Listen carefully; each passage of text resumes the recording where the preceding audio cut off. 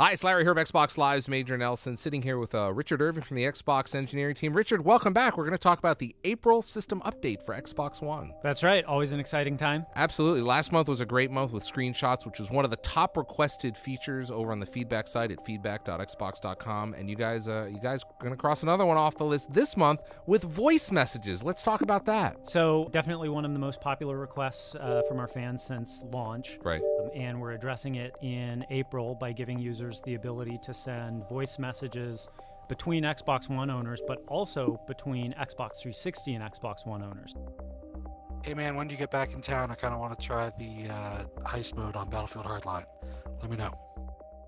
Wow, so you guys are not only doing what people want, but you're kind of taking a little bit further. There's also one of the areas where you guys have been working hard on is parties and party chat. You're doing some really neat stuff with party chats this update, correct? Party chat is a fundamental experience on Xbox Live, and there are some scenarios where our customers aren't able to chat with each other for a variety of different reasons. Having connectivity issues or connectivity or privacy settings, right, or things that are not obvious why they can't just chat with their friends. Right. And so we're making it easier for them to identify those issues and troubleshoot them.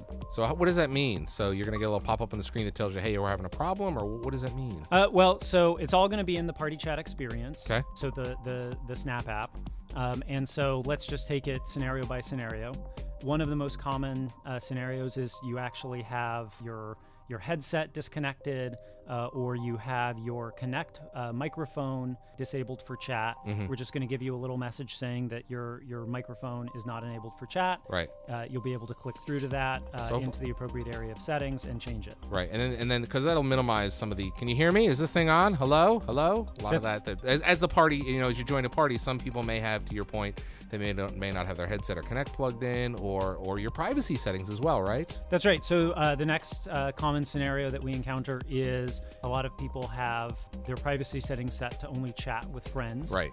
And so, but we don't share the same friends necessarily. Sure. And so I invite you to a party and you invite one of your friends to a party, and I may not, if my privacy settings are set so I only talk to my friends. You're not gonna hear the other people in the party. That's right. Right. And so when that occurs, we'll let you know, and then you'll be able to click through that into your Right. privacy settings Right. and adjust it. Right. Or you can just add them as a friend. Right. And solve the problem that way. Awesome. So cool stuff coming for party chat. Those great improvements. Now, in addition to everything else, Richard, I understand you're adding dedicated chat servers to help out in certain situations. Yeah. So in the other scenario has to do with network configuration. And so the best experience for multiplayer and for party chat is going to be on an open or a moderate NAT configuration. Sure. It's not possible for every customer to go in and manipulate their router settings to give them the perfect settings. And so when the party chat encounters problems because of a strict NAT, we're going to start to route that user's chat experience through a dedicated server that makes it possible for the entire party to chat together without having to reconfigure your NAT. Richard, in the February Xbox One update, you added this feature called Game Hubs, but now you're extending that in the latest update. Tell us about that. With the April update, we're making Game Hubs easier for you to discover. And so now in your activity feed, let's say I'm looking at my activity feed and I see you've unlocked an achievement from Ori and the Blind Forest.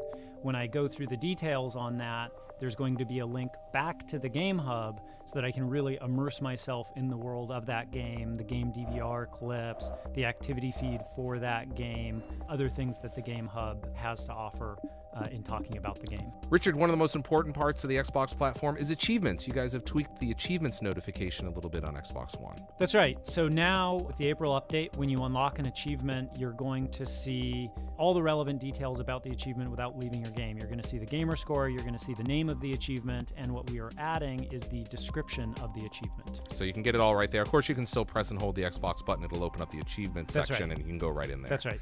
I want to talk about What's On. This is a feature that was delivered a few months ago in preview program, but you guys are tweaking it a little bit. So we're continuing our preview of What's On to get it just right before we release it to the rest of the world.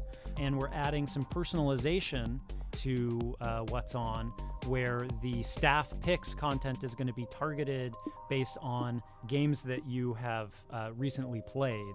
And so you're going to see a slightly more personalized view when you view What's On. Great work this month. That's the Xbox One April system update. Richard Irving from the engineering team, thank you for stopping by. Always great to be here. Thank you. Don't forget to check out news.xbox.com for all the updates, or my blog at majornelson.com. Thanks for watching.